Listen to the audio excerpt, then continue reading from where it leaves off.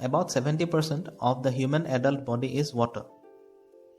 According to H. Michel, Journal of Biological Chemistry 158, the brain and heart are composed of 73% water. The lungs are about 83% water. The skin contains 64% water. Muscles and kidneys are 79%, and even the bones are 31% water. Each day, humans must consume a certain amount of water to survive.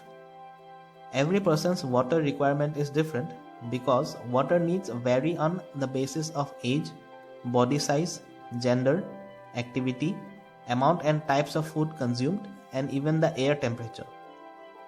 For patients suffering from chronic kidney disease, it is advised that water consumption should be less than a liter per day. So how much water do we actually need to keep ourselves hydrated? The common answer to this question is that we need 8 to 10 glasses of water every day. But is this amount same for everyone?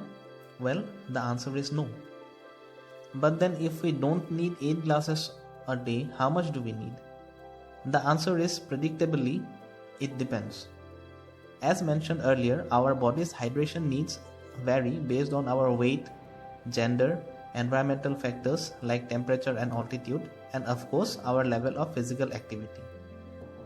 Luckily, our conscious brain does not need to worry about any of these factors because our body already has built-in mechanisms for maintaining an optimal fluid balance.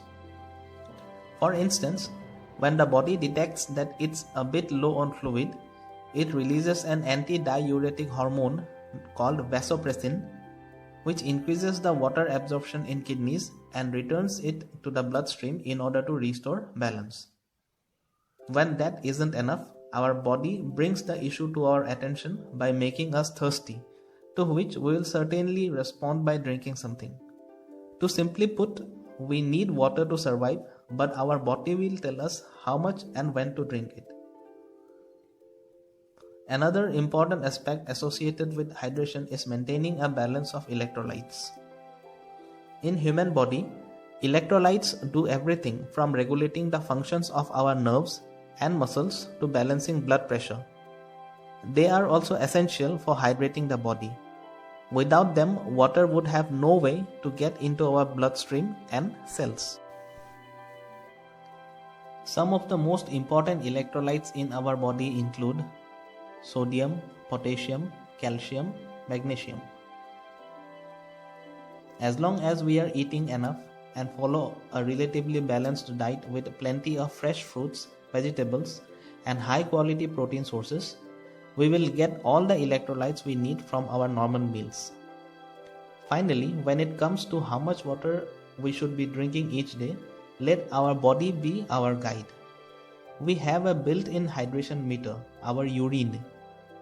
If it's dark yellow or orange in color, or if it has a distinctive or strong odor, we may be dehydrated.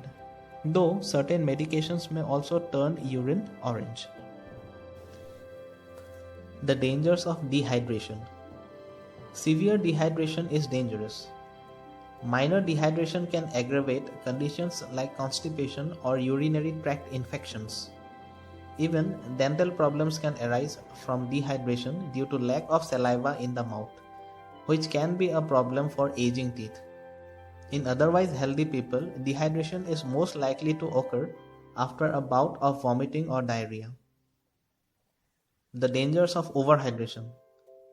Although uncommon, it is possible to drink too much water.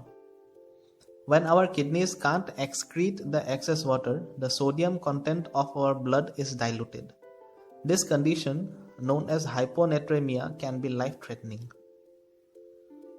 To conclude, we may say that the most healthy people can stay hydrated by drinking water and other fluids whenever they feel thirsty. For some people, fewer than 8 to 10 glasses a day might be enough. But other people might need more than 8 to 10 glasses a day.